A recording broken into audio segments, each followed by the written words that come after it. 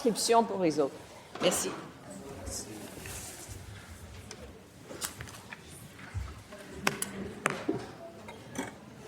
Alors, bonjour collègues. À la rubrique des motions sans préavis, en fonction de nos règles et de l'ordre de présentation des motions sans préavis, je reconnais un membre du groupe formant l'opposition officielle, Monsieur le chef de l'opposition officielle. Oui, merci, Monsieur le Président. Avant de lire la motion, je tiens à souligner la présence de la famille de Jean Lapierre, notamment sa fille Marianne et son fils Jean-Michel. Monsieur le Président, je sollicite le consentement de cette Assemblée afin de présenter la motion suivante conjointement avec le député de Granby, le député de Jean-Lesage, le député des Îles-de-la-Madeleine, le député de Saint-Jérôme, le député d'Abitibi-Est, la députée de Rimouski, le député de Taillon, la députée de Laporte, le député de Rosemont, la députée de Saint-Laurent et la députée de Chemédé. Que l'Assemblée nationale souligne le 10e anniversaire de la tragédie aérienne survenue le 29 mars 2016 et ayant coûté la vie à Jean, Louis, Marc et Martine Lapierre, ainsi qu'à Nicole Beaulieu, Pascal Gosselin et Fabrice Labourelle. Qu'elle souligne notamment la contribution de M. Jean Lapierre à la vie politique et publique québécoise et canadienne dans les domaines politiques et médiatiques, qu'elle reconnaisse que plus d'une décennie suivant sa disparition, son souvenir évoque toujours des sentiments d'affection et d'estime au sein de la population du Québec et qu'enfin, elle observe une minute de silence à la mémoire de ce grand Québécois et des victimes de cette tragédie.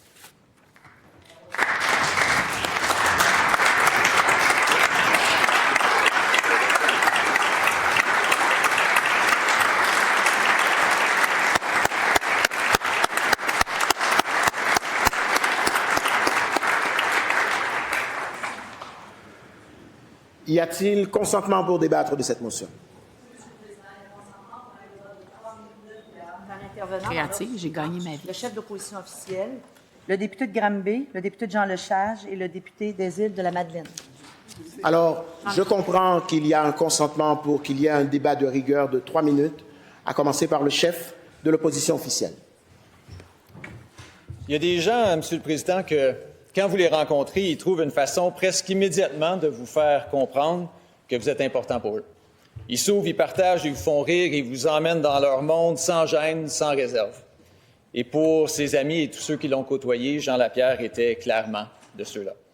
Mais ce qui était exceptionnel, c'est qu'il évoquait les mêmes sentiments pour des gens qui ne l'avaient jamais rencontré. Les Québécois qui ont connu Jean Lapierre à travers leur radio, à travers leur téléviseur, ils comprenaient tout de suite que Jean Lapierre voulait les faire rire, il voulait les amener dans son monde, il voulait leur expliquer, il voulait leur partager. Et en bon raconteur, il voulait les garder accrochés. Et pour y arriver, il préparait des chroniques divertissantes, oui, mais qui étaient tellement recherchées, tellement fouillées pour donner le dernier petit bout de nouvelle, pour raconter la dernière petite rumeur, qu'on sentait, Monsieur le Président, que chaque auditeur était important pour lui. Bon, Jean Lapierre savait aussi que la meilleure façon de nous garder là, de s'assurer qu'on ne change pas de poste puis qu'on vienne le lendemain, c'était de nous faire rire et pour ça, il était particulièrement doué. Encore aujourd'hui, il y a des expressions qu'on échappe une fois de temps en temps et quand on les dit, on se rend compte qu'elles appartiennent à Jean Lapierre, que ce sont des lapierrismes. Et dès qu'on les dit, le sourire est automatique et le souvenir est instantané. Jean Lapierre a eu un impact considérable dans la vie de tous ceux qui l'ont côtoyé. C'est vrai pour moi. Monsieur le Président, je sais que c'est vrai pour le député de Granby et pour plusieurs autres ici. Très tôt dans ma carrière, moi, j'ai eu la chance d'avoir Jean Lapierre comme patron. Et bien franchement, en matière de service public, j'ai tout appris de lui. J'ai appris qu'il n'y a rien de plus important qu'une éthique de travail, qu'il faut un équilibre familial. J'ai appris que la seule raison de faire de la politique, c'est pour aider le monde. Et que si tu n'aimes pas les gens, si tu n'aimes pas les rencontrer, les écouter, il y a d'autres jobs pour toi. Mais au-delà de tout ça, Monsieur le Président, ce qui le caractérisait, c'était sa loyauté. À ce jour, moi, je ne connais personne de plus loyal que Jean Lapierre.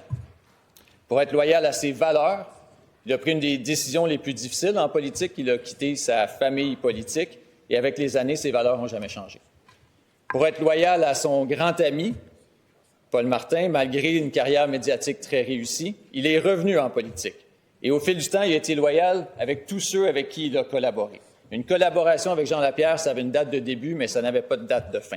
Il s'occupait constamment des gens qui l'ont épaulé dans ses différentes carrières. Jamais il les a oubliés. Si quelqu'un allait pas bien, c'était le premier à prendre des nouvelles, à voir comment il pouvait aider. Puis si quelqu'un allait bien, c'était le premier à vouloir te féliciter et à célébrer. Et ça, c'est un trait de caractère qu'on ne peut pas improviser, on ne peut pas faire semblant. Ça fait maintenant 10 ans qu'il est parti. Il me manque, Monsieur le Président, tout le temps. Il manque aux Québécois, mais surtout, je suis convaincu qu'encore aujourd'hui, là-haut, ce sont les Québécois qui lui manquent. Merci, Monsieur le Président.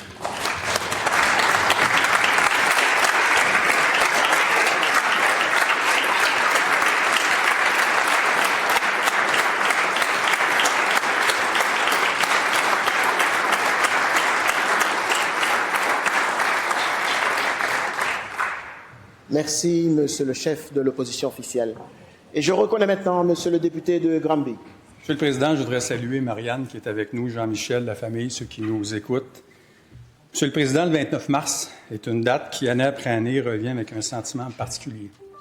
Tout le monde se souvient, ou à peu près, où il était le 29 mars 2016.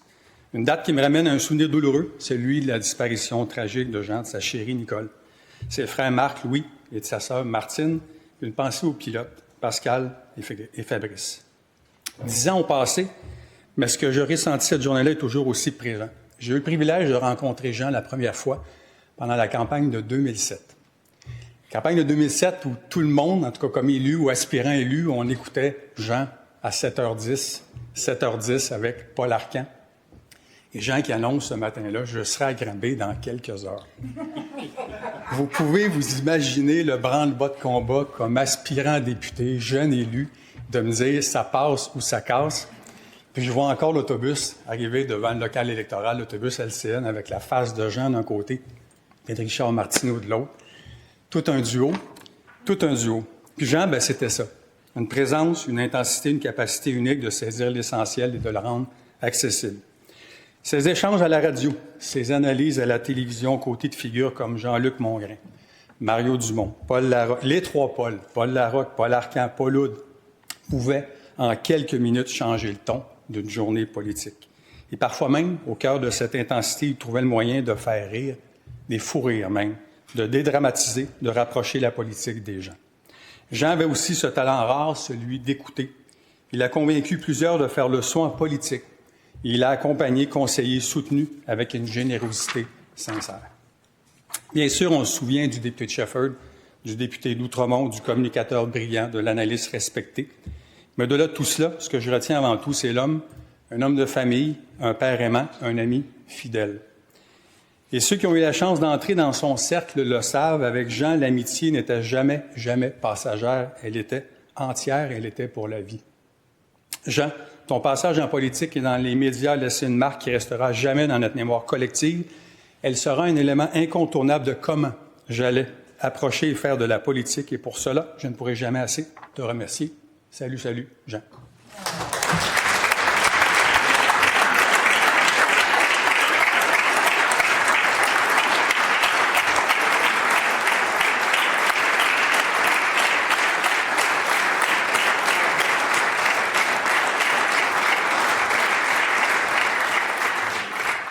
Merci, Monsieur le député de Granby.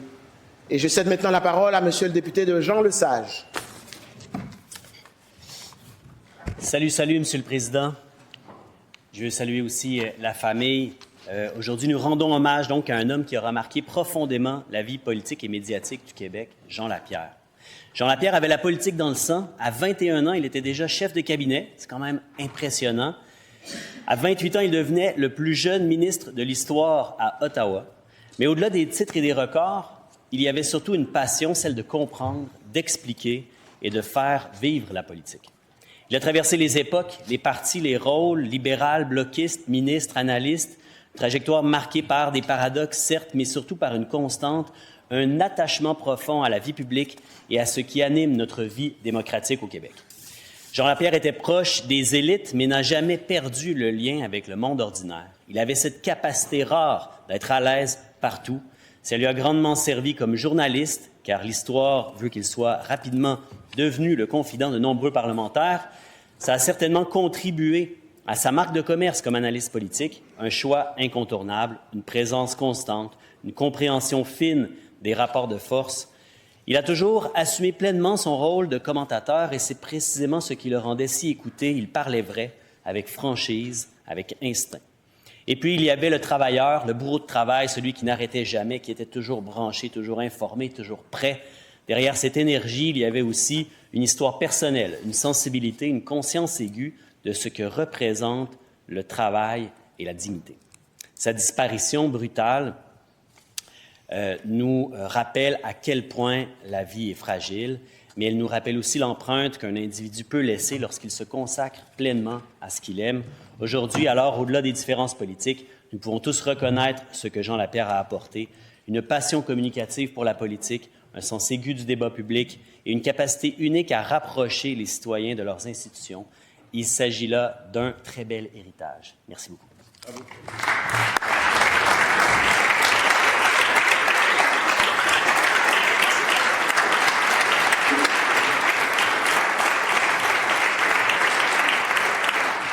Merci, Monsieur le député de Jean Lesage.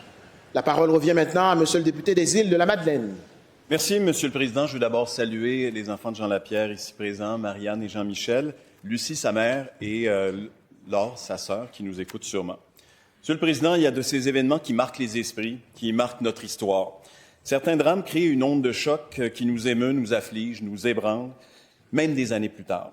Chaque année, le printemps qui revient nous ramène tous au souvenir de la tragédie aérienne qui a entraîné la disparition de Jean Lapierre, de sa conjointe Nicole, sa sœur Martine, ses frères Marc et Louis et de 2 membres d'équipage, Pascal et Fabrice. C'est le cas pour plusieurs Québécois, j'en suis sûr, mais certainement pour tous les Madeleiniennes et tous les Madelinos. Il s'agit de ces événements qu'on n'oublie pas, qui font qu'on se rappelle parfaitement où on était, avec qui, ce qu'on faisait à cet instant précis. Dans l'archipel, 10 ans plus tard, le souvenir demeure vif. Pas seulement du fait que ce soit la pire catastrophe aérienne que nous ayons connue dans l'histoire de l'archipel, mais c'est un archipel où il faut le rappeler, où le transport aérien est une réalité quotidienne et un moyen de transport collectif essentiel. Mais ce n'est pas seulement non plus parce que c'est une famille de chez nous qui a été touchée cruellement, frappée, parce que c'était nos voisins, nos amis, mais aussi parce que c'était la famille de Jean Lapierre. Le souvenir de ces événements demeure aussi vif aujourd'hui. La raison, elle est parce que le souvenir de Jean Lapierre l'est tout autant. Avec une grande affection, avec respect et avec le sourire, oui, tous se rappellent l'engagement profond et la personnalité rayonnante de cet immense homme politique et communicateur né. En politique, dans les médias, sur le plan communautaire et interpersonnel, voire sur le plan de la langue et de ses usages, tout à fait particuliers, Jean Lapierre nous a marqués. Il savait mieux que quiconque traduire la politique, la décortiquer ou susciter l'intérêt pour les affaires publiques, aussi bien celles à Québec ou à Ottawa. Dès son adolescence aux îles, Jean Lapierre faisait preuve d'engagement et de leadership. Il avait la politique dans la peau. Il a été, entre 1974 et 1992, l'enfant terrible de la politique sur la colline à Ottawa, chef de cabinet à seulement 21 ans, élu avec une majorité de 10 000 voix en 1979 à seulement 23 ans, le ministre le plus jeune de l'histoire du Parlement fédéral à 28 ans en 1984. Pour des raisons de principe qui l'honorent, Jean Lapierre a suivi sa conscience et quitté le Parti libéral pour joindre le Bloc québécois et être l'un de ses fondateurs en 1990. Avec sa verve, il a même déclaré « J'ai trop de fierté pour m'associer, même une minute, à Jean Chrétien ». Il joint dans les jours suivants le Bloc québécois, on le sait. Mais il a quitté la politique en 1992 pour entamer une brillante carrière dans les médias. Je ne ferai pas l'étalage de ses tours de force à cet égard, mais les Québécois se souviennent tous de lui. Il a même fait un retour en politique, mais incontestablement, il a marqué le Québec. Il a certainement marqué les Îles-de-la-Madeleine et je désire aujourd'hui lui rendre hommage. Merci beaucoup.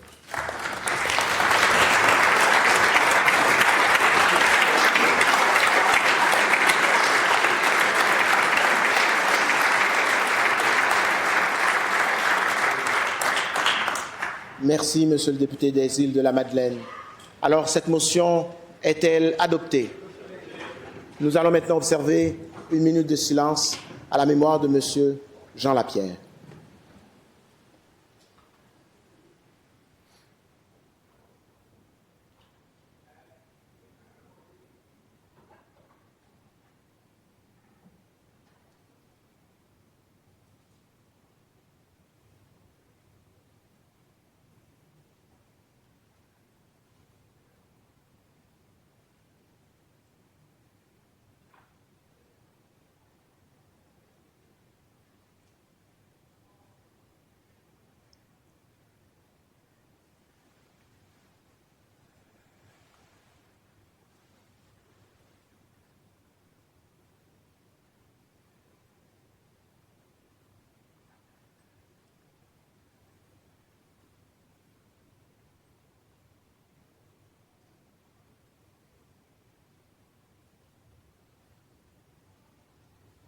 Je vous remercie.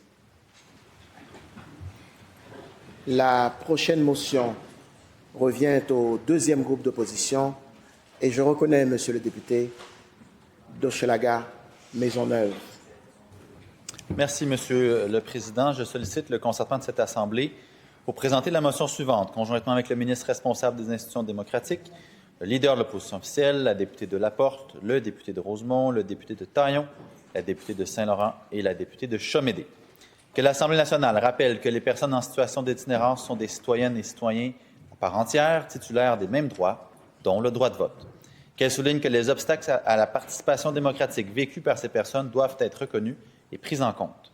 Qu'enfin, elle demande à l'ensemble des partis politiques représentés à l'Assemblée nationale de s'engager à appuyer la mise en place du projet pilote proposé par Élections Québec visant à installer des bureaux de scrutin dans des organismes communautaires afin de faciliter l'exercice du droit de vote des personnes en situation d'itinérance, lequel garantit l'intégrité du processus électoral. Merci.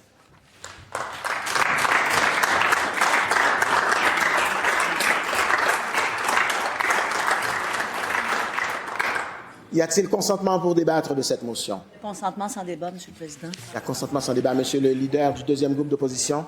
Je demande un vote électronique, s'il vous plaît. Un vote électronique a été demandé. La période de vote est ouverte.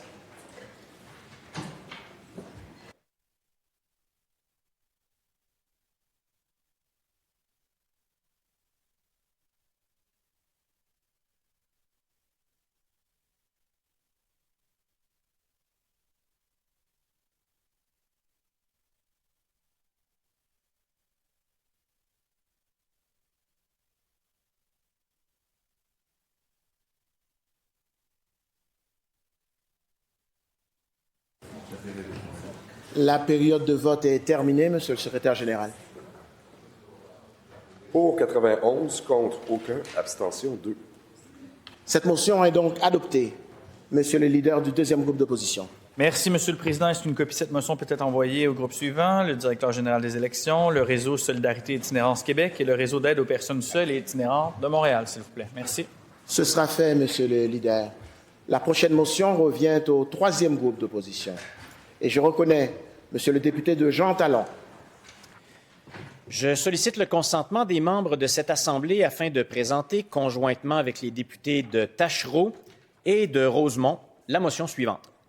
Que l'Assemblée nationale rappelle que la recherche et la production d'hydrocarbures ne sont plus permises au Québec depuis l'adoption de la loi mettant fin à la recherche d'hydrocarbures ou de réservoirs souterrains, à la production d'hydrocarbures et à l'exploitation de la saumure en 2022. Qu'elle rappelle à cet effet le vote unanime des membres de l'Assemblée en faveur de la loi. Qu'elle rappelle les initiatives menées par les citoyens et les élus municipaux de partout au Québec, y compris à Sainte-Luce, au Bas-Saint-Laurent, afin d'empêcher l'exploration et l'exploitation de gaz de schiste sur son territoire et de protéger l'eau des nappes phréatiques. Et que, par conséquent, l'Assemblée nationale réitère son opposition à la fracturation hydraulique et à l'exploitation du gaz de schiste sur le territoire québécois.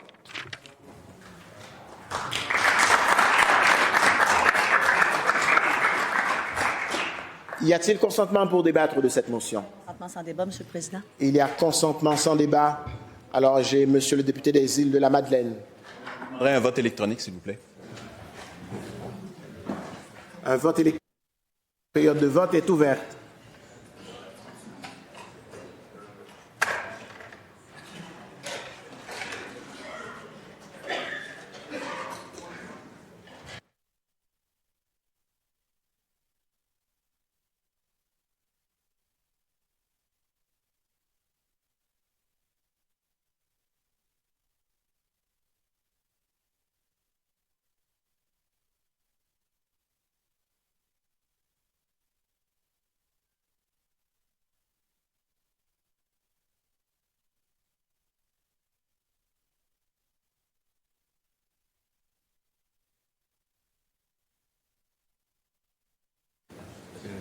La période de vote est terminée, Monsieur le secrétaire général.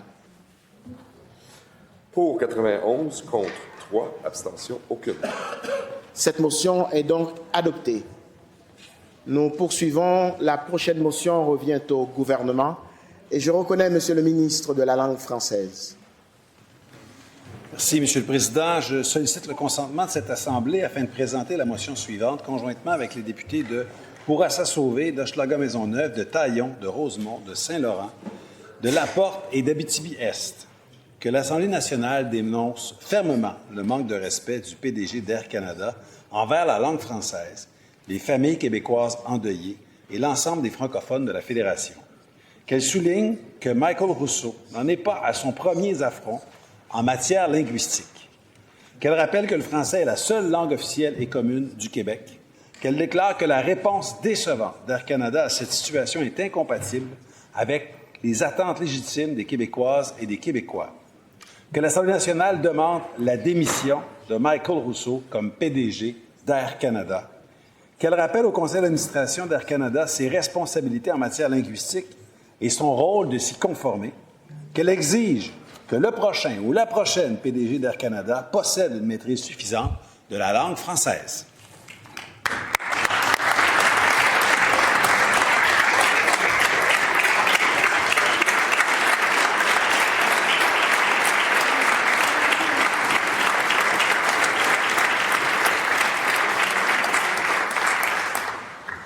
Y a-t-il consentement pour débattre de cette motion? Oui, Monsieur le Président, il y a consentement sans débat. On va vous demander également un vote électronique sur cette question. Un vote électronique a été demandé. La période de vote est ouverte.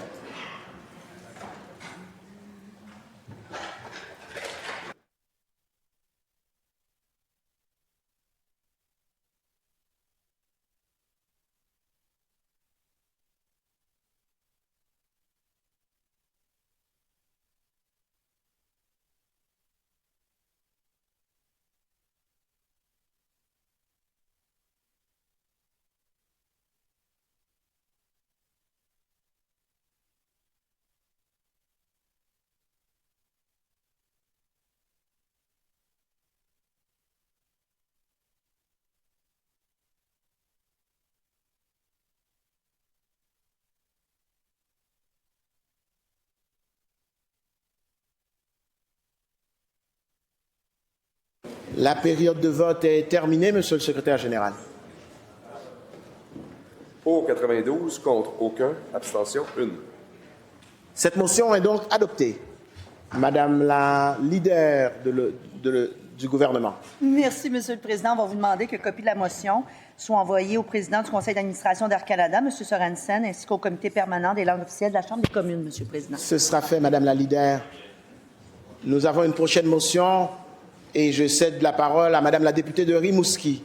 Merci, Monsieur le Président. Je sollicite le consentement de cette Assemblée afin de présenter la motion suivante, conjointement avec le député d'Abitibi-Est, la députée de Saint-Laurent et le député de Saint-Jérôme. Que l'Assemblée nationale réaffirme que la disposition de dérogation prévue à l'article 33 de la Charte canadienne des droits et libertés constitue un outil pleinement légitime inscrit dans la Constitution permettant à l'Assemblée nationale du Québec d'exercer sa souveraineté parlementaire.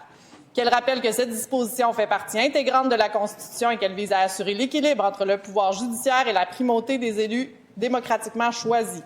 Qu'elle réaffirme le droit du Québec d'y recourir, incluant de manière préventive, sans ingérence ni restriction de la part du gouvernement fédéral ou de toute autre instance.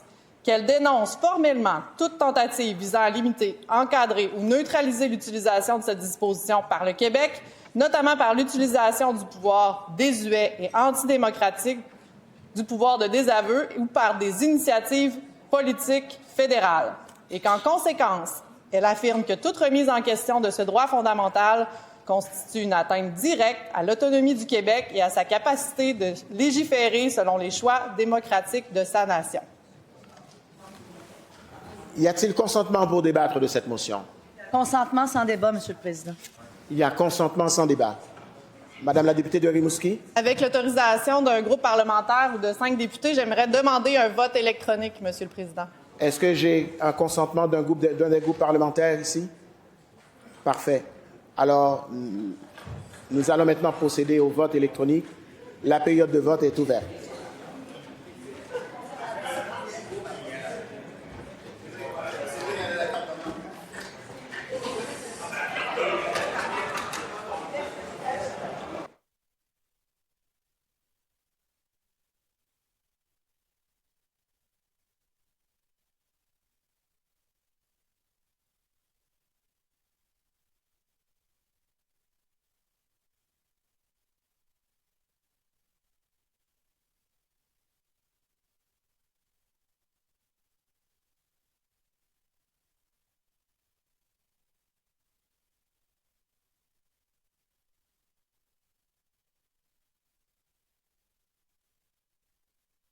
La période de vote est terminée, Monsieur le secrétaire général. Pour 92, contre aucun, abstention aucune. Cette motion est donc adoptée. Madame la députée de Rimouski. J'aimerais qu'on envoie copie de cette motion à la première ministre de l'Alberta, Mme Danielle Smith, le premier ministre de l'Ontario, M. Doug Ford, le premier ministre de la Saskatchewan, Scott Moe, et le premier ministre du Canada, Mark Carney, s'il vous plaît. Ce sera fait, Madame la députée de Rimouski.